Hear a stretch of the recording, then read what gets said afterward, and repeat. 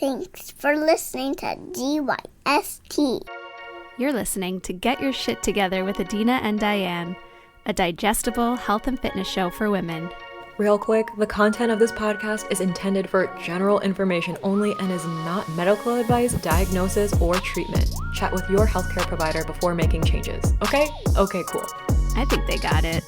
Let's jump right into this week's episode.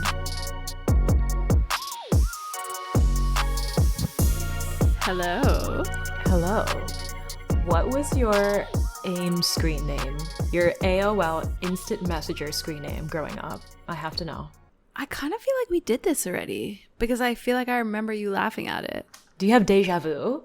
I am having deja vu. I could be wrong, but Is that a glitch in the Matrix? I feel like I remember telling you. Well, But tell me again because I forget and some of the girlies don't know it. Okay, so this was a childhood nickname of mine. And it was Adina Bear. But visually... We did! Yes. Because We did talk about this. It got read as bad in a bear by many people. Bad in a bear. Yeah, I can't remember where we talked about it. Maybe someone knows who's just really focused into our archive. Mm-hmm. But I'm glad that I got to refresh my memory. Yeah. Bad in a bear. I was nugget hooker because I Yes. really liked McDonald's chicken nuggets. Did you remember that? I did remember that. Yeah, now I'm like, which episode did we talk about this on? We can ask Did you have any AI. other screen names? I'm trying to think of the journey of your Instagram name because it was Empower Lift Eats. Mm-hmm. Or Empowered. One of those. No, Empower When you were Lift like a Eats, food you're right. blogger? Mm-hmm. Yeah, I was a power lifter and a food blogger. Isn't that a cute name? Yeah. Maybe I should explain. So I was Nugget Hooker on AOL Instant Messenger, but on Instagram I used to be Di like Diane Yes. Teal. But how many Diddy. times? Yeah, someone I used to work for on her podcast, her co-host was like, I think it's Diddy or Ditea. That's the one I hear the most is Ditea. Like they put this other emphasis. But it wasn't so straightforward or self-explanatory, so now I'm Diane Teal, my maiden name.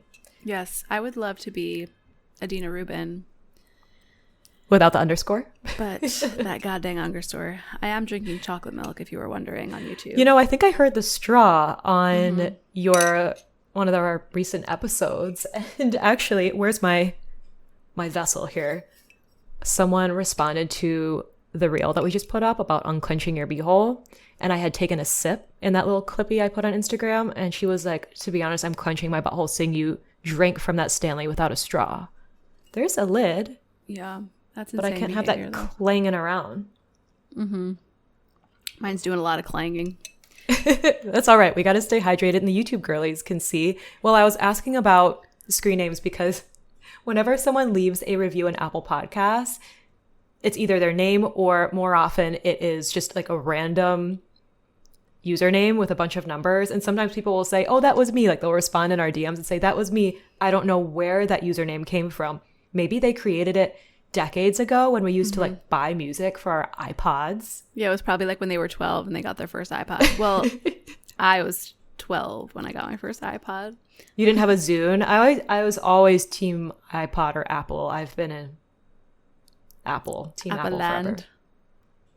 Well, this review that we got on Apple Podcasts, 5 stars. Thank you so much from Juice7242. So identify yourself in the DMs if you like, so we can thank you directly. Juice7242 said things we changed our mind about. The episodes of things we changed our mind about were so validating of my personal health journey and also freeing. People often share on socials what they're all about, but when someone changes their mind, they rarely get candid about it. Much respect and appreciation to you two for having this conversation with this emoji. The I little love heart that hands. emoji. We needed that one.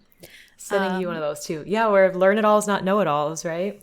Yeah, I love that feedback. It's always vulnerable. It's vulnerable to admit that you've changed your mind about something, especially when you're such an impassioned person like Diane or myself, where we'll be like really aggressive when We were always right. for something. So there it is. Know, maybe next month we'll be vegan. Yeah, Just kidding. maybe. We'll never be. Ever. Well, Never. speaking of, what are you consuming over there? Besides for this chocolate milk that I'm sipping on right now. Should I clang it in the mic a little more? Slurp it ASMR style. Yeah. So, okay. I make it to sourdough stuff. And usually I just make a big batch of cinnamon bun dough. Dude, I am really tired right now. I cannot string together a sentence. Where are your carbs? Whew. Okay. So usually for the weekend, I make a big batch of cinnamon bun dough. And I use half of it for Shabbat. And I usually make cinnamon buns. And then I'll make something else with the other half of the dough. So usually like rugelach or something like that. And I had it left over. Also, a couple of people were asking for the cinnamon bun dough recipe. I usually use the recipe from Farmhouse on Boone. She is great. Her sourdough recipes are great. I think her recipe calls for water and coconut oil, and I turn that into milk and butter. Okay? Yeah, much tastier. If you can do it. If you can swang it. Yeah, and I add a little bit of vanilla extract as well. Hold up. You said we're going to put it in the show notes, but I'm putting it in my notes to put in the show notes. You said Farmhouse on Boone? Yes, Boone, I believe. So I like her cinnamon bun dough recipe, but again, swap out coconut oil for the butter for the coconut oil and milk for the water and add a little bit of vanilla. And that's been doing great for me. So anyways, I was trying to decide if I was going to make chocolate rugelach or cinnamon buns with the leftover dough. And I asked Minnie, and she was like, chocolate buns.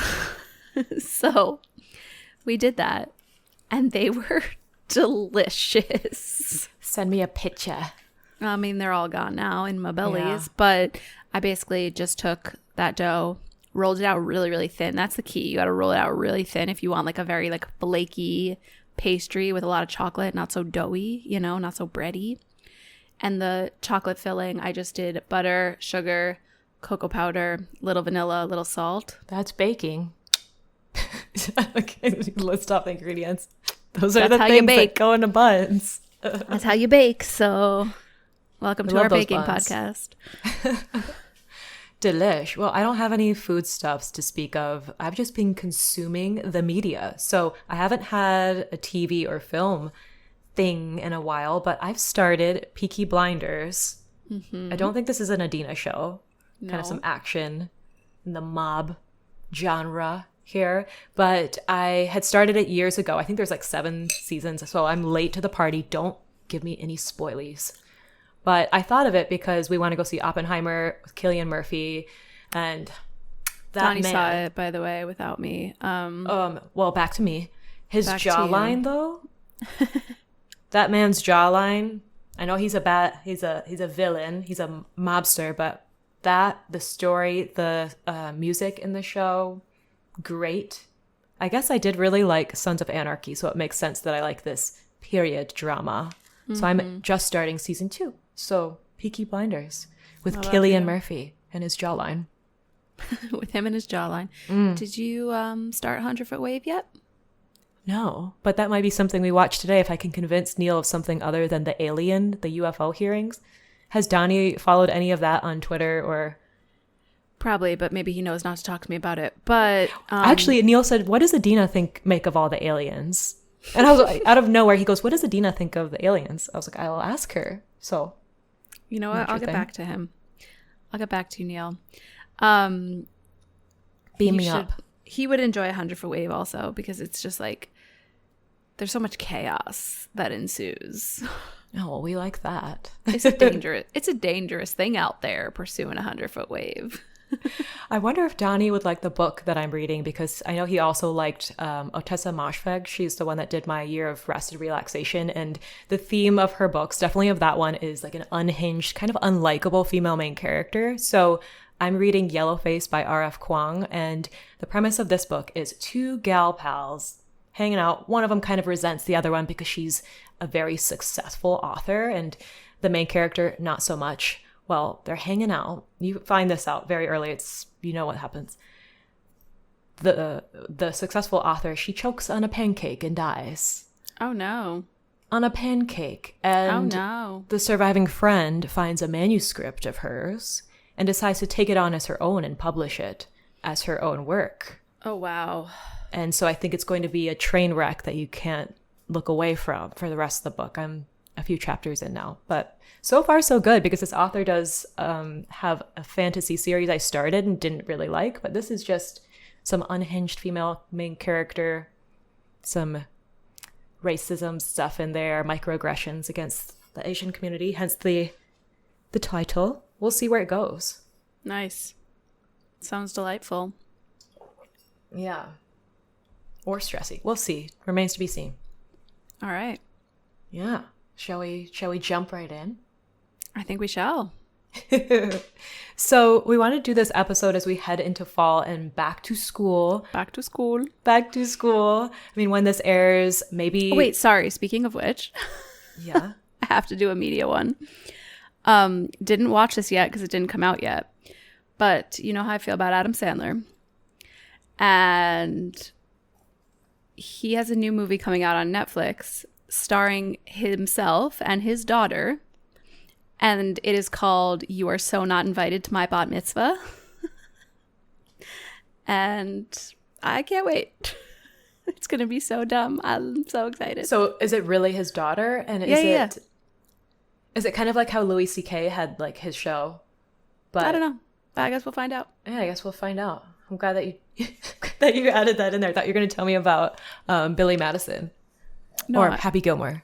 Yeah, Billy Madison. talked about both of those already a couple of weeks ago, did I not? Yeah, you did. You're still on your Adam Sandler kick. Always. Solidly. Forever. So anyway, we wanted to do this episode heading into the back to school season, and we're reflecting back to our time as Lil Tots in school, growing up. And I was thinking of like my gym class and health class experiences, like in middle school, high school. Terrible. So bad. All around. Almost failed gym class. I may have shared here. I was somehow put into advanced PE my senior year of high school. It was the only time slot that worked because I was editor of the newspaper, and everyone else in gym class, like double varsity athletes, like multiple sports. And then there was me. We had to run a mile every class. It was terrible. Oh, really? Mm-hmm. Like someone asked me recently, well, what made it advanced? Yeah. Maybe the expectations, because at the very end, I remember his name was Mr. Logan, my teacher, and he's like, Teal, did you ever think that you passed gym class? And I said, no. And he said, me either. And it was a time. It was a time. We didn't like do sport in gym class, I don't think. What did you do if not sport? We played like kickball, I think. Like, Dodgeball? I yeah, love when we like- do dodgeball. yeah, it wasn't like run and like I don't know. We had tests about the rules of different sport. What? Yeah, in advanced PE, because I was advanced. Or So advanced. Yeah. I don't understand anything you're saying. And then the horrible twist. I think we ran a mile one time. Like it was like at some point in the year you have to run a mile. Ours was every class, however frequently that was. But the same gym teacher I had was also our sex ed teacher. Mm-hmm. And that was an experience. That was also a class clown, a little bit in there. Surprise, surprise. Did you have sex ed like as a class regularly on the schedule? It wasn't year round. I remember it was very brief. And It was mostly, I think, back to Mean Girls, like have sex, get pregnant, catch some STD, STI. And you'll die. You will get chlamydia and die. You will get chlamydia and die. That Yeah. was the gist of it. Yeah. You don't have any notable sex ed gym class stories?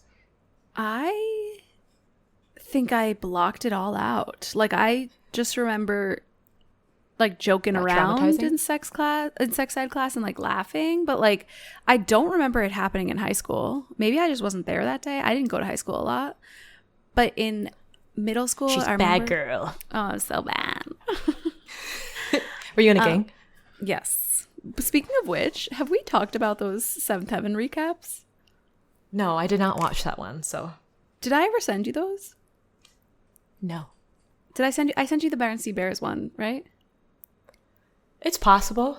Okay, there's this comedian. I didn't remember a lot, clearly, from the start of this episode. There's this comedian on Instagram who does these recaps of Seventh Heaven episodes. Like he rewatches Seventh Heaven now and just like recaps them about how ridiculous they are. Diane, do you want us to take a little break so you can blow your nose? Something was running and I was going to let it run into this tissue. But yeah, we have this visual element. So those of you who watch, you get to see it all. You are lucky enough to see Diane blow her nose on the podcast. Anyways, he's hilarious, this guy, and he does these recaps of Seventh Heaven episodes. And there's one about a gang. I need to send it to you. It's so funny. I can't believe this was an episode of television. 90s television, man. I did watch Legally Blonde this past week, and I forgot just how fun it is. It's so good.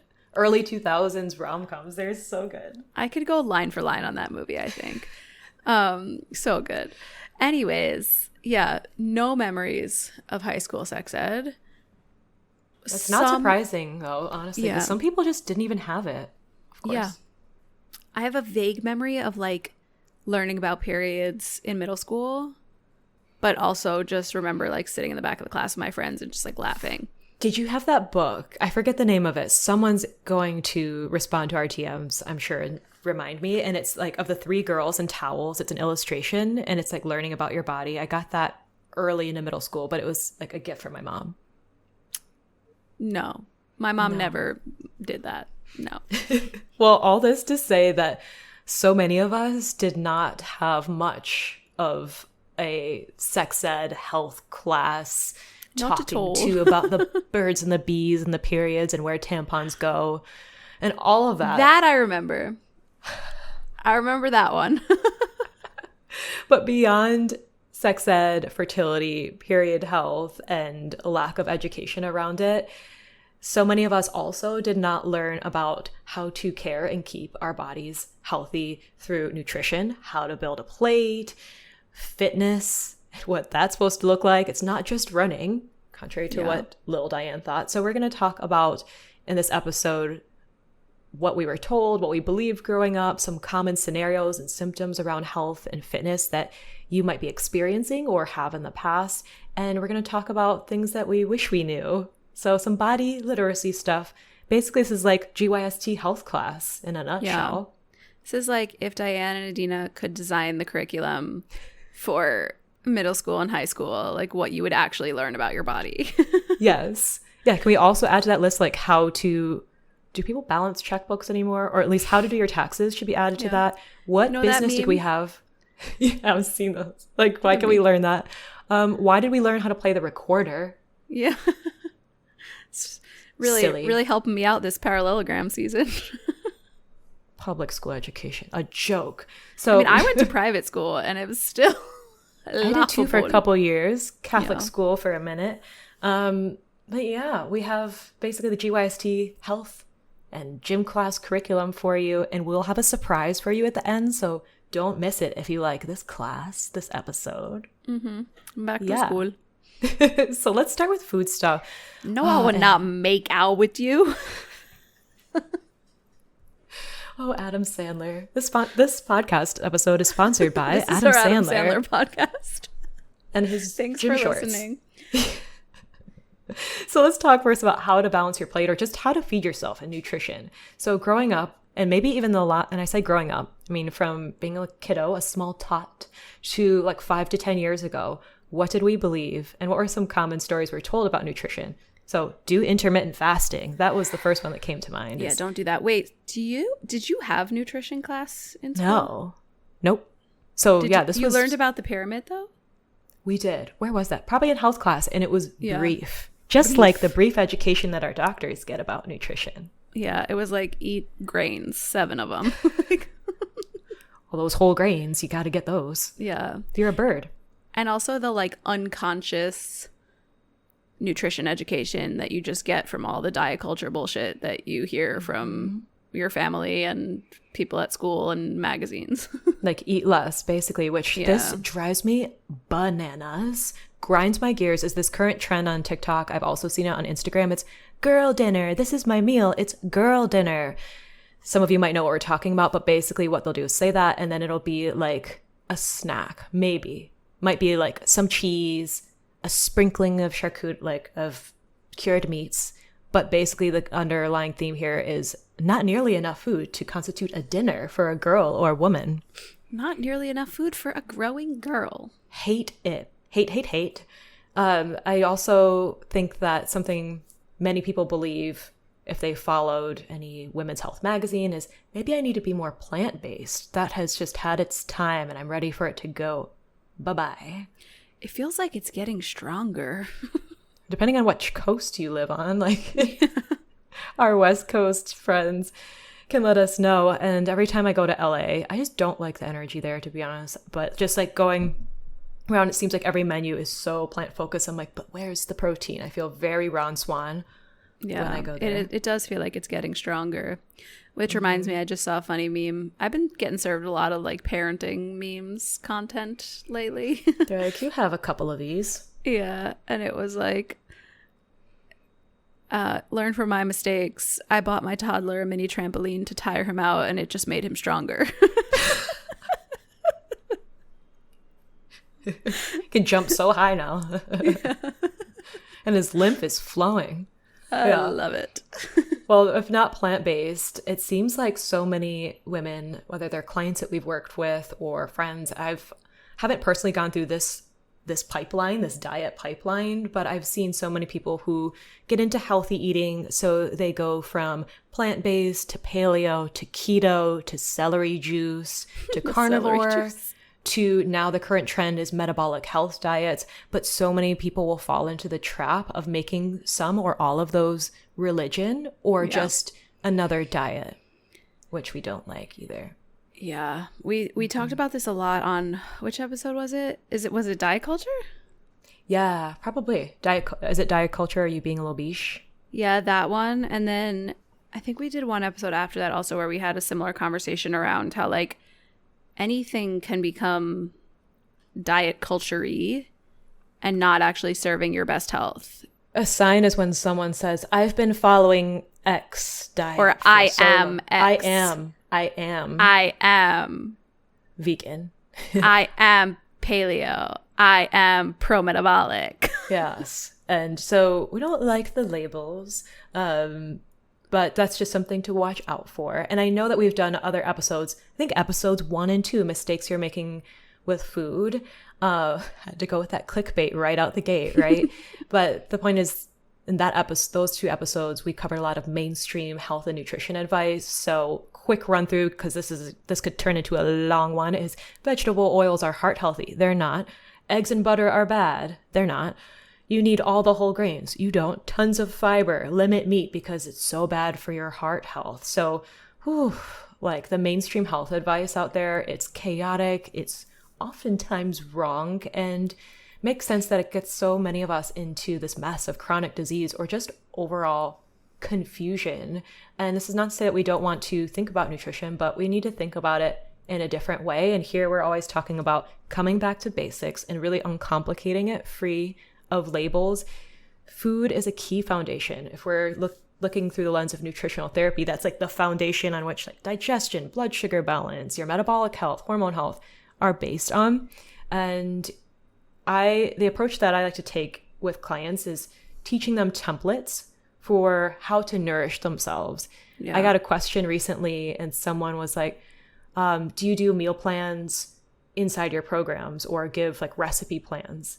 And I can give I like to give resources, can share those, but I don't like to do meal plans because I think when we seek those, we're just following it through, but not really learning the why or how to take that information and apply it outside of that meal plan. When you're going out to eat, when you're tummy hurty, when your period's not working well. And so in an upcoming workshop I'm hosting, we'll be talking about how to build nourishing meals and snacks, how to audit your plate based on how you're feeling after those meals. So learning that information really helps you actually take care of your health instead of think of food as like good, bad, and like a prescriptive diet or a meal plan. Could you imagine if they taught that in school? We'd all be feeling a lot better, is what I imagine. Wow. How the world would change, huh? It's wild. And I love hearing from clients who go through root cause reset or we work together one-on-one and we hone in on here's how we build that plate so that you feel energized, your gut's not bubbly like an hour later. Here are some tweaks that you can make, and they feel more empowered. Like I just got a message from one of my pregnant clients, and she's like, I feel prepared. Like I know what to do. And I'm just so glad I went into this season of life knowing these things and what I need to adjust based on how I'm feeling. It just sets you up for more energy, better cycles, less anxiety throughout the day. And we're always going to approach food under nutritional therapy in terms of how do you feel good instead of how do we hack this plate so that I'm smaller. That's not the vibe over here. Yeah. That's dumb. That's dumb. If you listen to last episode. It's my new catchphrase. Can we just like make that a soundbite too that you just like pepper in? Like Crazy Hour in the douche. I just like push a button. Just goes, that's dumb. And it like echoes or something. Brr, brr, brr. Of course, we can't talk about the sex ed and health class we deserved without talking about periods and fertility. Man, if this was the whole thing, huh? If you have sex, you will get chlamydia and die. Chlamydia. K-L. Yeah. That's the funniest part also. He has no idea how to spell chlamydia. Is that why he was the gym teacher? Yeah, that's good. Ours had high-waisted sweatpants that he would like pull up real high, and then he would tuck his t-shirt into it and then like tie the drawstring maybe to make it look more profesh. I don't know. That was the look. Which actually, I feel like I tuck stuff into my high-waisted sweatpants now. It's all that's what you learned from sex ed. Yeah, fashion. Yeah. Fashion. Well, growing up, and even I think I've shared this on past episodes too, into college, I believed that you could get pregnant at any time of the month. Anytime. Why not? Why not? And also, I think back to... You have to take a pill every day of the month, so that's obviously how it works. I had a birth control deficiency that I had to fill for years and years. I mean, I make jokes, but we'll come back to the pill if you're taking it. I'm not trying to drag you, but man, the things I wish I knew. I also grew up thinking tampons are very scary, and where do they go? I feel like every woman I know has either had this experience or they know someone who put it where it didn't go, or it was just like the first time they ever used one was so scary because no one's telling them how to deal with a period. What are you supposed to do? You're just so sweaty, like trying to figure this out, you know? You're like poking around. Yeah. I know someone who put that in her butt. Yeah. I've heard stories of the butt. And if you've had to like remove a tampon that has not been used long enough. Moistened? Yes, there it is. You know, it's an experience that I don't wish for you. There are other ways. So, I mean, if not that, I remember in middle school, well, it wasn't middle school, like 8th, 9th grade, using pads and like the shame. I felt like periods, it was new to me, felt dirty and shameful. Like, oh my gosh, I have to wear this like diaper and then I have to go change it. And I don't want the girl in the stall next to me to hear me unwrap this. And then like the LOL, sweater, it's like the loudest rustling you could ever. So I would try it slowly, like opening a bag of chips, like in a quiet room, like, yeah, so silly. And then I would, my periods were really heavy. One quick thing about that. Please. Don and I were just talking about when we used to go on these long drives upstate in the summers, and Minnie was little and she'd be in the car seat and she was rear facing for a long time. Like she would be facing back and we would always think she was sleeping, and we would open up our snacks and like she heard everything and then would be like, what are you guys eating up there? Or like Donnie would open the kombucha and you'd hear like the and she goes, kombucha? Yeah. I saw that clip on your story. Yeah. Anyways, there's no way to quietly open those things. No, there's not. Then it progressed to I'd wear the sweater around my waist. Did you do that? Did I? Earlier in your period experience? I really got down with tampons pretty quickly. So like, I don't think so. Yeah. Never had the leakage though? Like, no, I think my period was pretty light when I was younger. Lucky. Mine was not at first, which we're going to talk about here in a second. So things we're told, like when you first get your I was cycle, crampy. I was crampy as anything, but yeah, I think it was pretty light.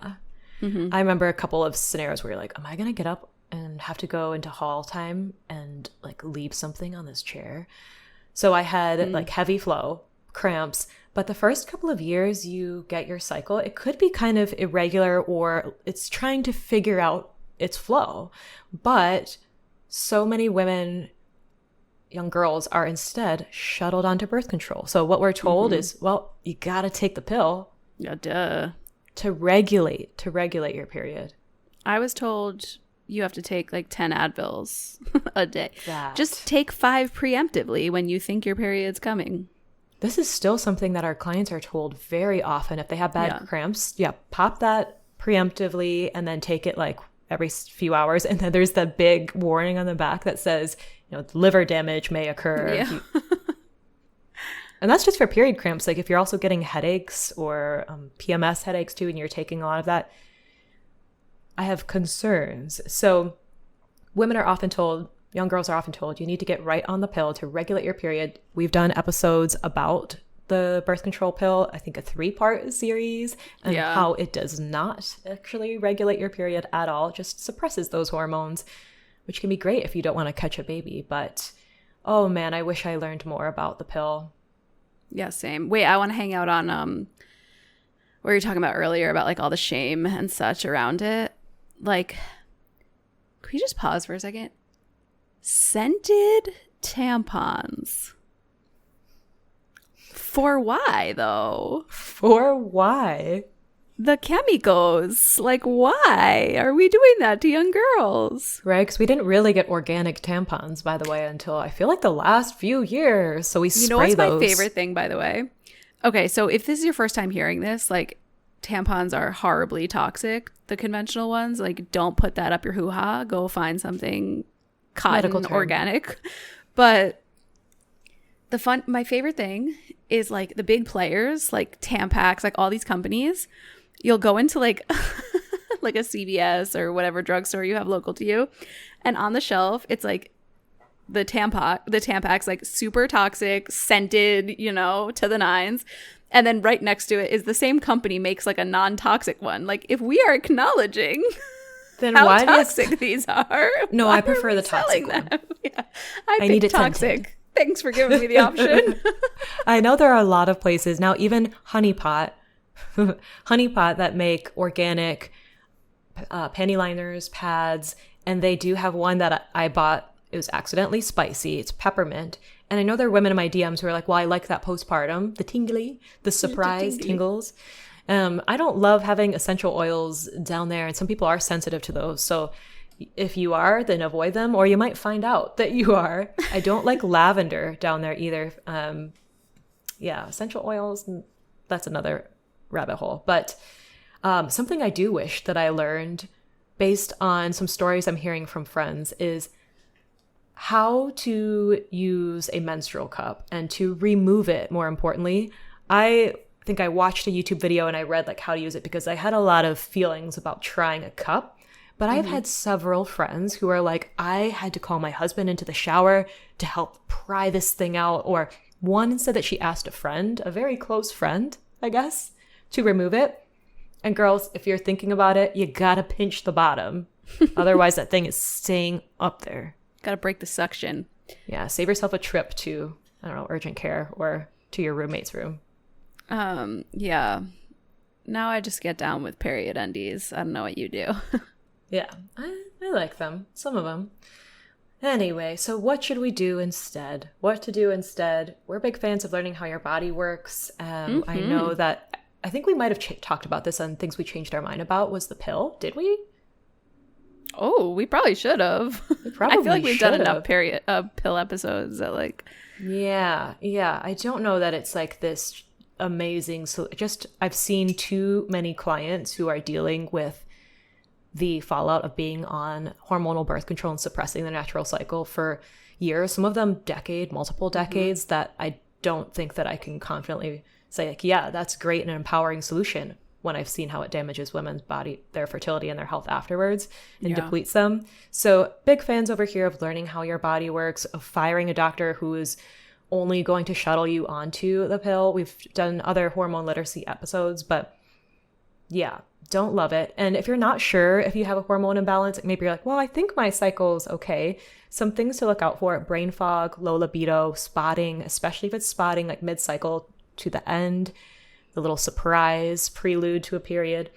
Sleep, if your sleep sucks, mood swings, Yeah, especially of course. those last few days of your cycle. Like, oh my God, that was me. High school, college, just like could not sleep the last 2 days of my luteal phase and had never made the connection. Like, did not make the connection. I used to think I couldn't sleep because I was anxious that I was like going to get my period in the middle of the night. That was like what I thought. Yeah, that pre-period insomnia, a lot of people don't put that together. Headaches as well. Might not connect it unless you're tracking it. And then you're like, wait, before my dot drops, this was me years ago before I worked on my gut, blood sugar, my liver health. My doctor was just like, some women just get that every month and we don't know why. This is what doctors are. That's dumb. So dumb. Yeah, constipation, but also period poops. So, I mean, as prostaglandins are doing their thing, helping you move that uterine lining for your period, you might notice a difference in BMs. But if you're like having the rhea, that's something to think about. Acne, hair loss, and ouchy boobs are other hormone imbalance signs that you might want to look out for. Yeah. Did you say cramps? Oh, and cramps. I didn't because I think people are like, oh, well, yeah, cramps, bad cramps, that's an obvious sign, right? And there might be some discomfort, but if you are like, I've talked to several clients who are like, day one, I can't deal with them, then that is not normal. Yeah, I wanted to mention it because I just feel like we're thinking about the person listening to this who like maybe is very new to our world and like hasn't really given much thought to these things. And yeah, I think the narrative is just so prevailing that like you're going to be exhausted. You're going to have cramps. Yeah. It's just like, I think there's this weird thing that's happening now on the internet where like people are becoming more cycle aware and people are being more consciously cycle syncing. Yeah. And like respecting their ebbs and flows, which is great. But I think we're like, the pendulum swinging too far the other way now where we're like, I need to shut down my business for my period and I need to just lie on the couch. Shark Week. Yeah. Like yes, there's a natural shift in energy levels, but it's not like hang it up for 5 days and like be crampy on the couch, and sobbing and watch.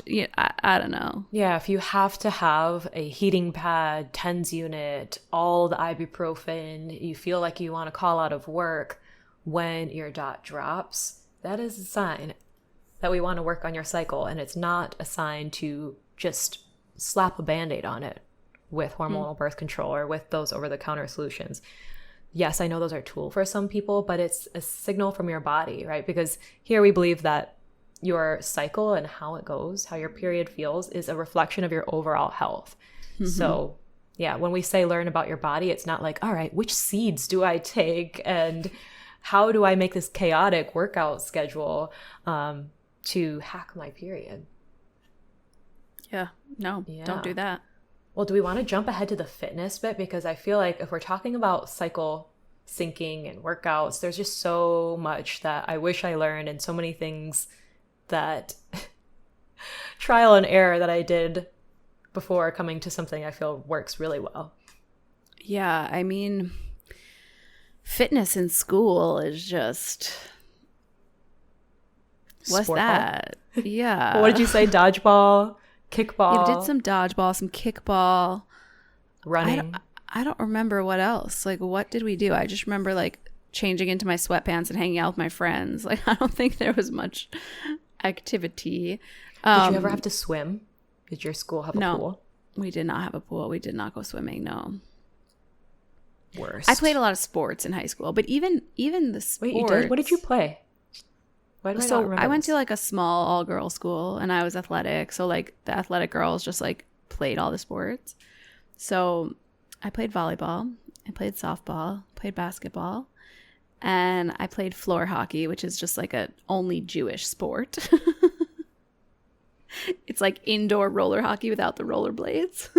So you're like running around with sticks? Yep, that's exactly right. Amazing.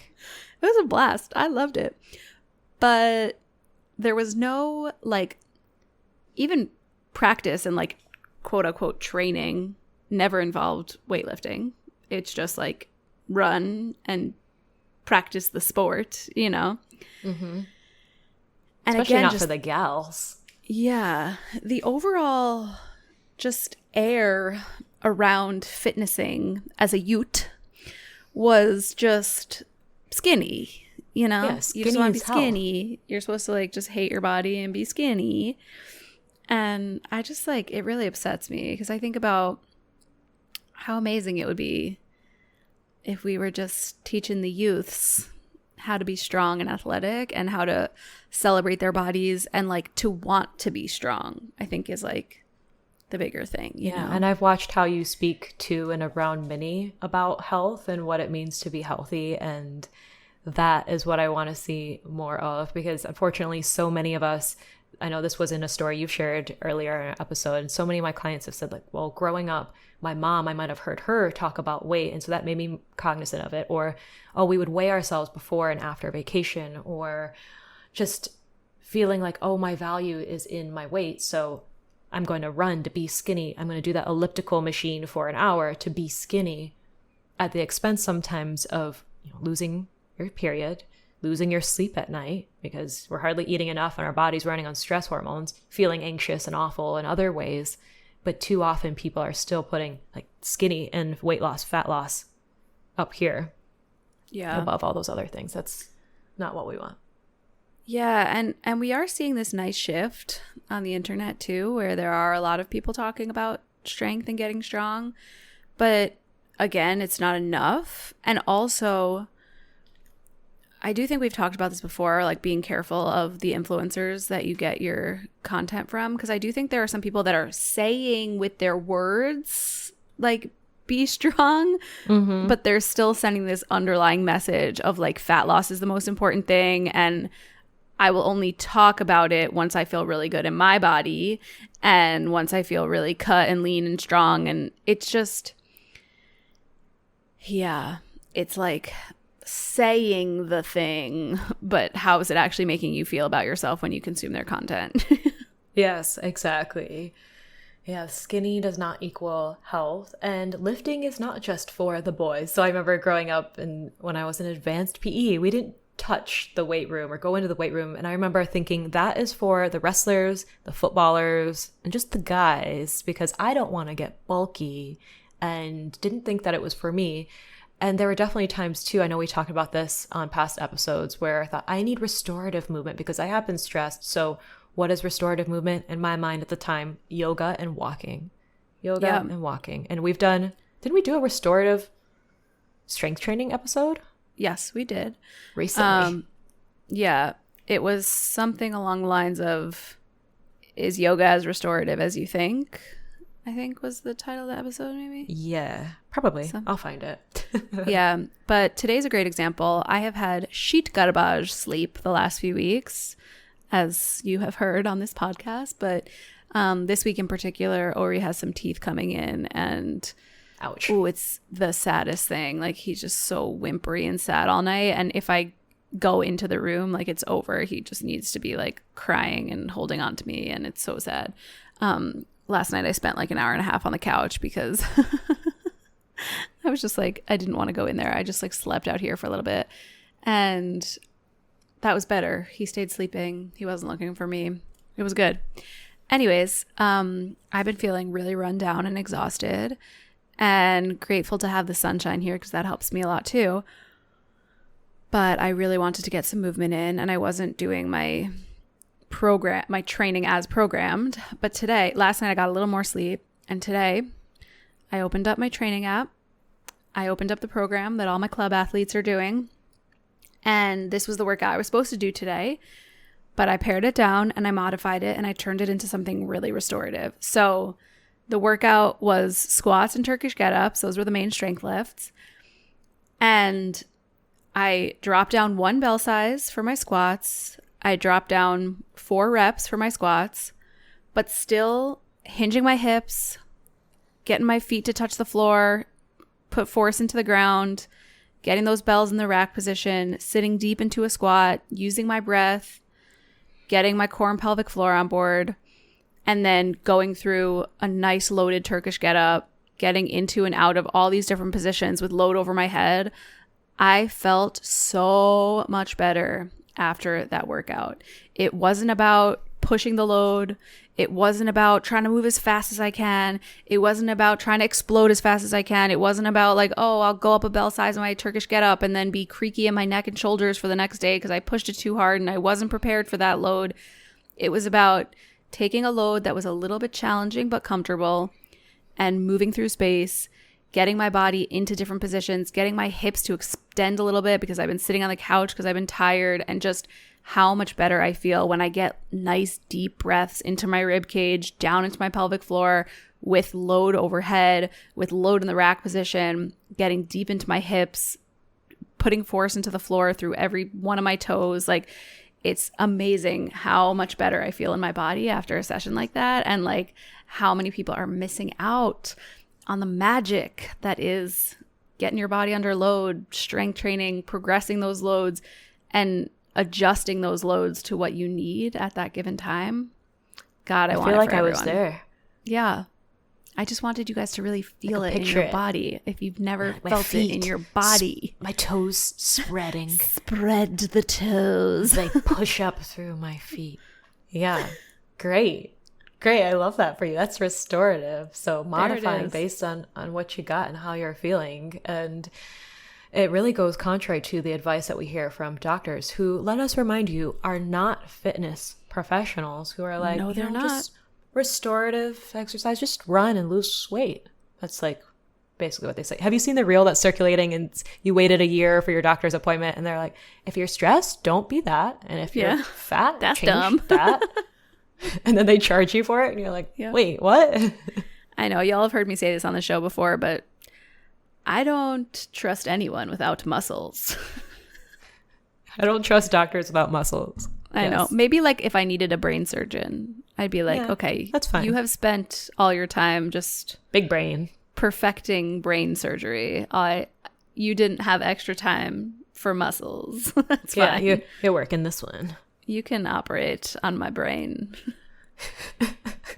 Good to know that about you.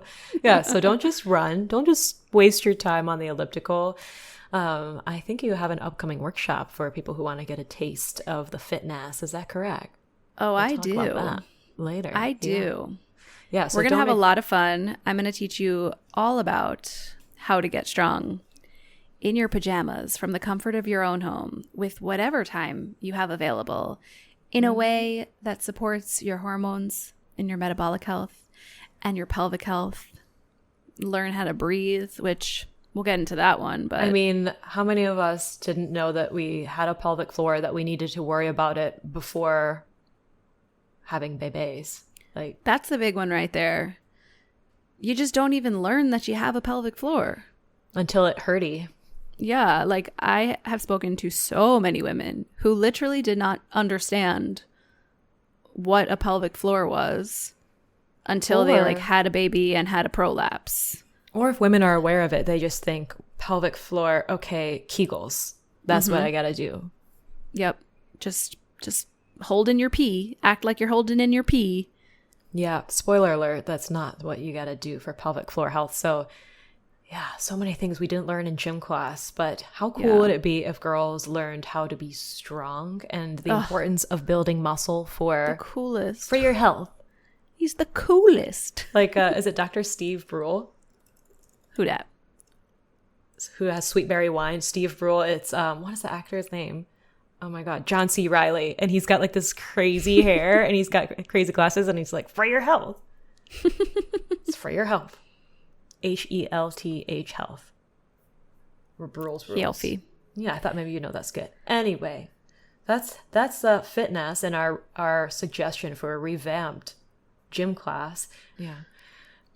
And I never thought about this until I started working with you, but I never realized that didn't learn how to breathe correctly during training, or maybe at all, like especially when I'm stressed. I'm like, I think I've been holding my breath. What's that all about? How you breathe. Yeah, that's like LOL that we thought like we didn't know you needed to learn how to breathe. My body just do it. We do it. Yeah, it's just like shocking. The more I do this, how far our breathing patterns have gotten from where they were supposed to be in nature. Like, it can be really frustrating. I know a lot of the reaction I have from women who come into SDHH is like the first few weeks when I'm describing the breath pattern, they're just like, it not working. Like my ribs challenging. It not doing. Like I think it took a live class when I was doing SDHH plus coaching for you to say, Diane, like, let's see, moving into your ribs, because I'm doing it. Yeah, you feel like you're doing it, but that's the thing is like we breathe so many times every single day. So if we have been doing this like backwards dysfunctional breathing pattern for like 20 years, 20,000 times a day, those reps add up and it takes time to break down those patterns. So that's like my main piece of advice that I always give people coming into SDHH is just like have patience with yourself because this takes time. And like I can't help but think about what a tool this would have been for me with like anxiety in high school and college, or my postpartum pelvic floor stuff, and like even the constipation I dealt with in high school, college. Yeah, there was a huge nutrition piece, which we'll talk about that in a second when we talk about digestion. But also, if you've heard us talk about the pelvic floor, the role in digestion there and the role in constipation, which we've definitely done episodes about that. So you can go back and look at some of our pelvic floor episodes. But man, like what my postpartum experiences would have been had I learned that I had a pelvic floor and what it do and how to breathe, I think like, man, that would have changed some stuff. But like, it's taken me years of doing this stuff to correct my patterns. Like I used to really exhale with my back muscles, and it's taken me so long to get out of that pattern. And we've talked on pelvic floor episodes about this a lot too, but something that was a huge issue for me to kind of correct those things is I used to just hold on way too tight. Like I think it was years of sucking in my stomach when I was younger and so self-conscious about that. And correcting those patterns took forever. Like so many women suck in. I would love to tell every young girl in school, like, I don't have to teach you how to breathe, but just stop sucking in. Like that will make a huge difference. And yeah, I've heard from clients, like I've had clients who have been in SDHH, they did self-paced or plus coaching, and they've been in the membership for like 2 years. And like 2 weeks ago on a call said to me, like, it finally clicked. Like I finally figured out how to move my ribs with my inhales. It's just like, it's crazy. It takes a long time to undo patterns, or just and also a way of thinking about things. When you were talking about breath and anxiety and how amazing that tool would be, it made me think of tapping and EFT. It's something I didn't have on the outline, but I know it's something that is starting to show up in schools, in prisons. Like tapping is for everyone, but tapping or emotional freedom technique is one of my favorite stress release modalities, where you're like, literally you're tapping on yourself, but being able to move while you're doing, if you're someone who feels anxious and doesn't like to just sit down, something like that could have been so powerful for me when I was feeling so anxious and wound up in high school through college, where it felt debilitating at times, where PMS felt awful, or like pre-test anxiety. I know so many girls experience that. Just having more tools at our fingertips that we were just never taught for emotional coping. It's powerful. At your fingertips. At your fingertips. So tapping. Yeah, I've actually been doing this more with one-on-one clients. So for some of you who don't know, I actually was talking to one of my clients. She's like, I didn't know that you do this. Hasn't been in my feed as much, but it's going to be in an upcoming workshop.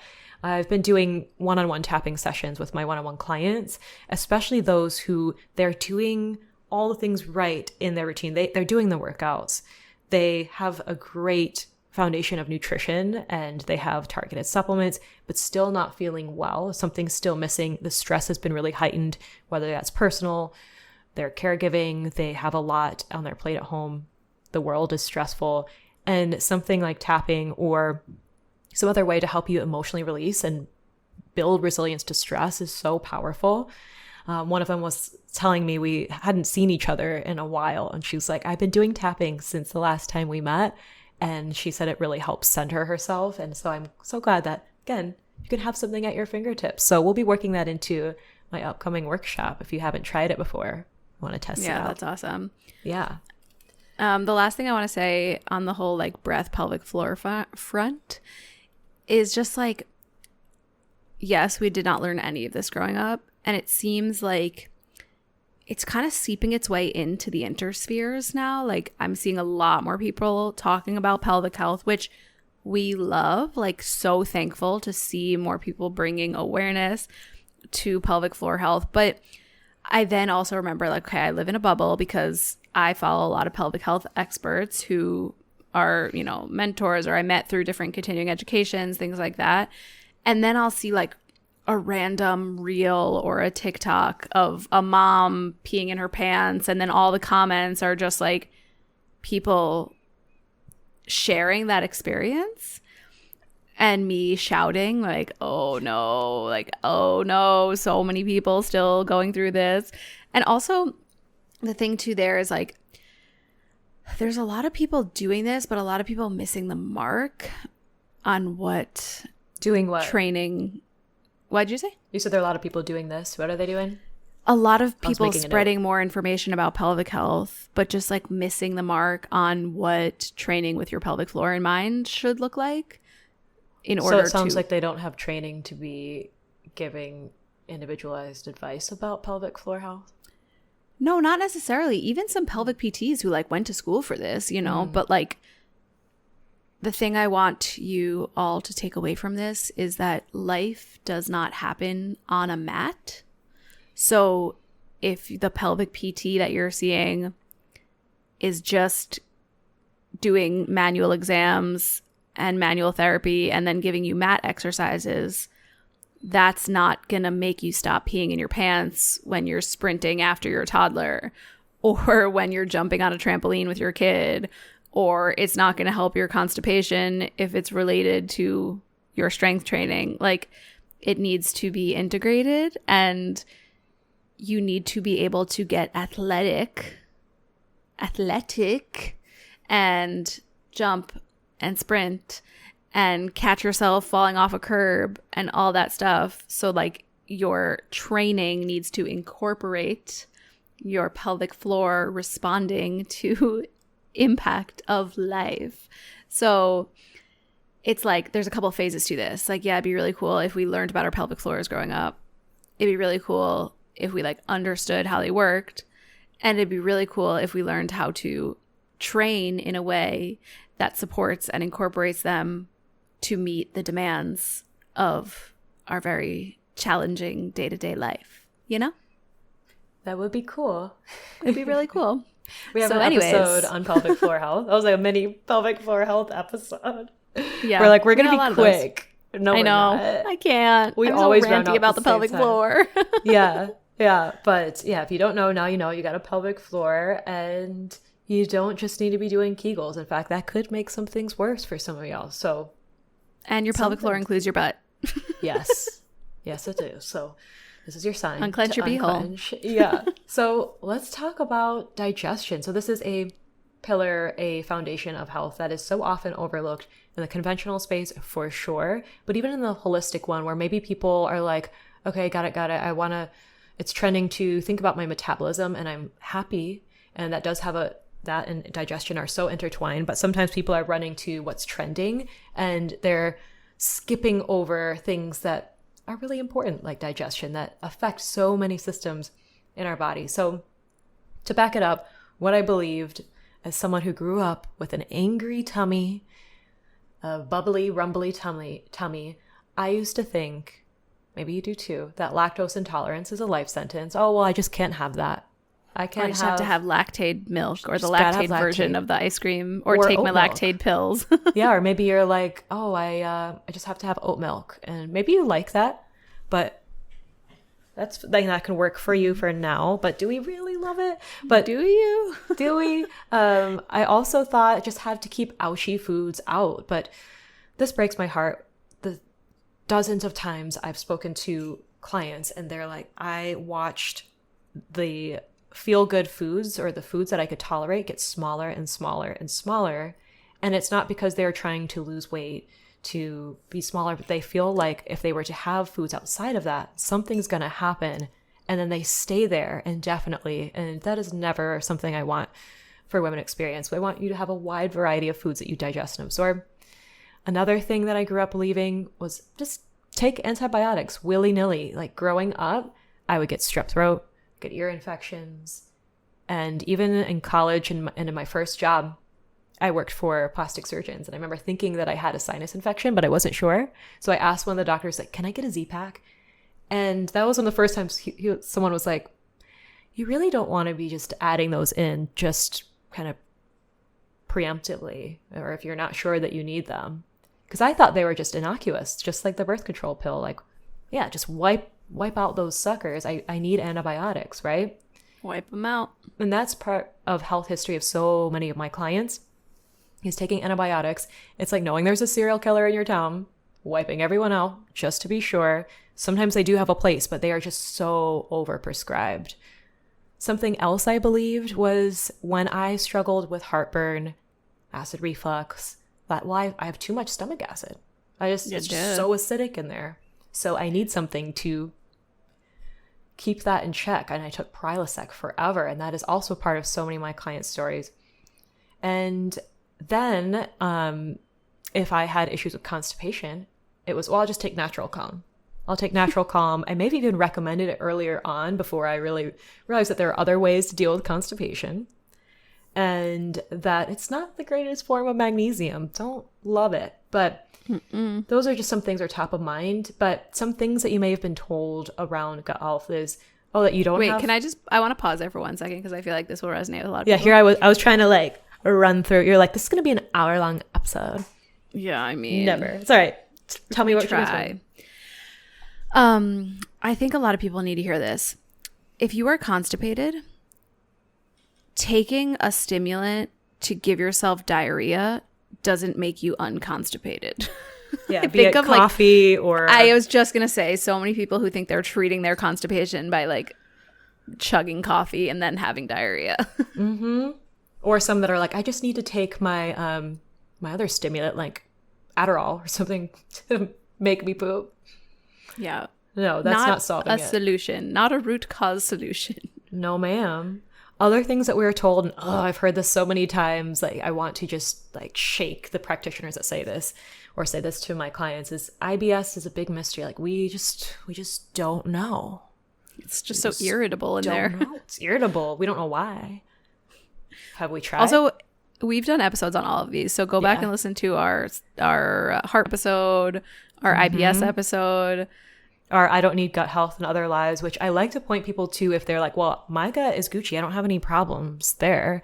But some gut symptoms or signs of dysfunction, I should say, that fly under the radar is, have you taken medications, whether that's over-the-counter, prescriptions that you do need for long-term, taking those long-term? Have you taken antibiotics? So these are things that I always ask in intakes with folks, because if you've taken them a few times or it's been part of your routine for a long time, that's a lot on your gut and on your body in general. Maybe you have itchy skin, eczema, rashes, hives. Sometimes we think, acne and recurring acne, that may be a sign of gut health, need for gut support. But people might not realize that those other situations can also have root causes in the gut. Other things to think about too, if you're on the pill for a long time, your gut needs help. If you are under eating and chronically dieting, or even if you have seasonal allergies. Some people are aware of this connection too, but if you have a lot of allergies beyond food stuff, like environmental things, that's also a sign the gut needs help. We did an episode about that too. We sure did. So some other things that we were told, you need more fiber. We just did an episode about this. So yeah, we'll link those in the show notes for you if you are new or want to explore those. But man, I really wish that I knew early on not to take a lot of these things as just a Band-Aid, or not to accept that, I'm just going to have to be dairy free forever. I've changed it. I've walked my clients through changing that. And I always get so excited when I get a text like, I now have moved on to milk. I've progressed on to milk without any sort of consequence, or I should say event happening after I have that, other than, that was good. More, please. That's what we want for you. I would have had a lot less baggies of Fiber One cereal that I toted around.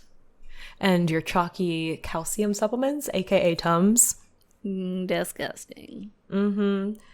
Oh, yes. So I think it's often overlooked and people might just jump to trying to take supplements for their hormones. But man, if you're blocked up, if you're constipated, what's happening to those hormones? They are just being recirculated, which we don't like. So I always have clients have some focus on digestion and their gut health, even if they might not think that they have gut issues. So we'll be talking about that in my workshop, of course.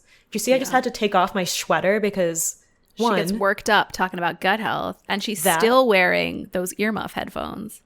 Yeah, you're going to have to send me a link for those headphones. They are so good. There's a cooling gel in here, and they're just, I could wear them for hours, Diane. Do it, then. Hours But of how editing. cute is this thrifted sweater? Like, it's so soft. It looks But I was trying to sweaty. wear GYST colors today. It was this, or I had a thrifted little, like, vintage dress that says hot tomato on it. It's just tomatoes because it's tomato season here. Aw. Love it. I've been doing tomato cheddar. That is something I've been eating. Tomato cheddar on sourdough toast Diane, with this flaky is like your salt. summer staple. You talk about it Until every my mouth summer hurts. until your mouth hurts. It really is. And I've gotten some clients onto it too. And they're like, oh, it's so good. Yeah, delish. It is. Yes. Well, my goodness. Look at us. We're like a little over an hour. So those are some things we wish we learned. But if you're having fun here, we have something else for you as we get into the fall semester. Let's all start fall energized, strong, with easy peasy BMs and periods. Easy Both of peasy. those, please. Easy peasy lemon squeezy. If you're liking GYST, we know that you're going to love our upcoming week-long workshops. We never do this, but we want to go into fall feeling good, as we should. As we should. As we should. So Adina and I have been working on things behind the scenes. This is like mid-August when we are recording this, but by the time this airs, I think we'll have a sign up or something. So you know the drill. Like if you went to undergrad, like you got to sign up for your classes, choose your classes. Registration's opening Registration. That's right. And what we're bringing you are the health and can I call your workshop like the gym class that we deserved growing up? Like, It's not exactly how I'm marketing it, but sure.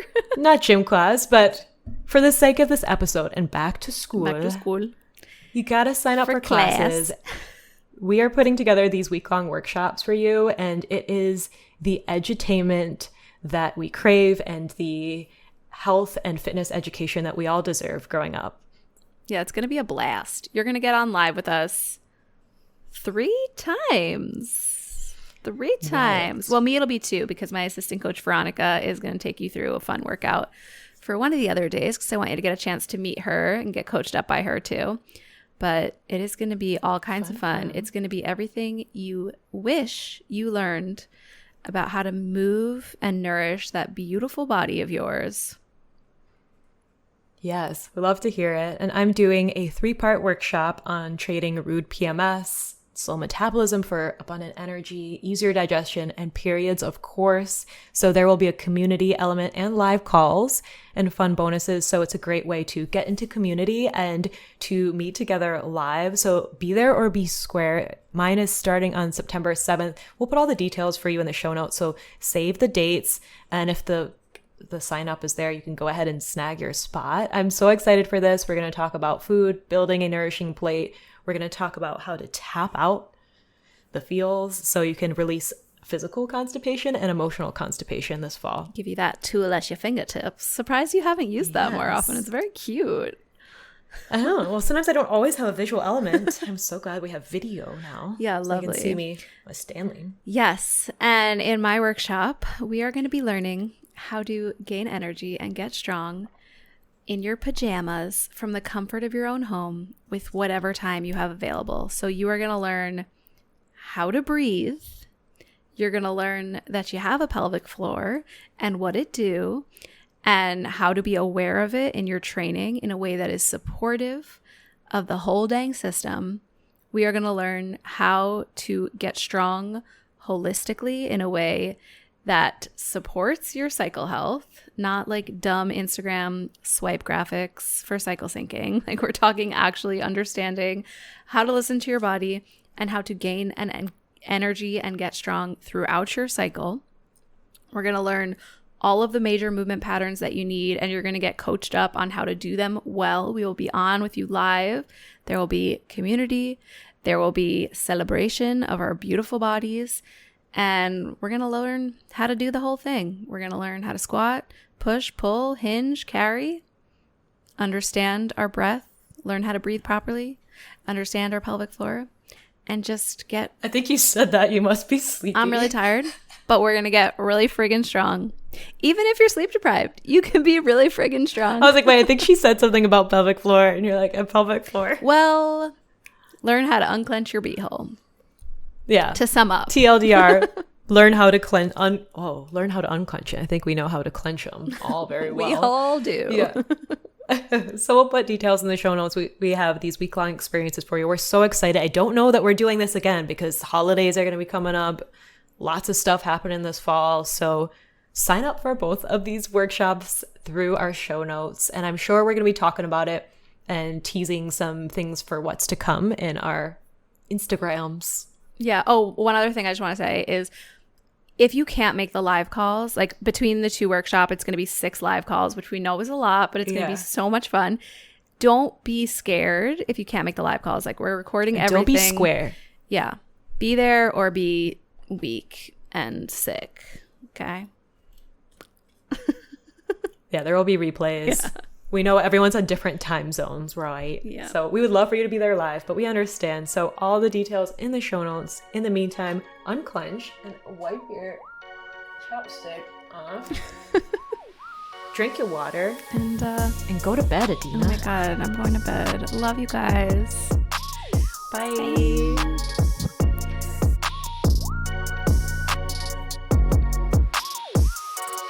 Thanks for listening to the GYST podcast. As always, your ratings and reviews mean the world to us. If you enjoyed this episode, take a second, take a little screenshot, throw it up on your Instagram story, and tag us so we can thank you properly for sharing this show with other women that it might help. See you next week. We love you. Bye.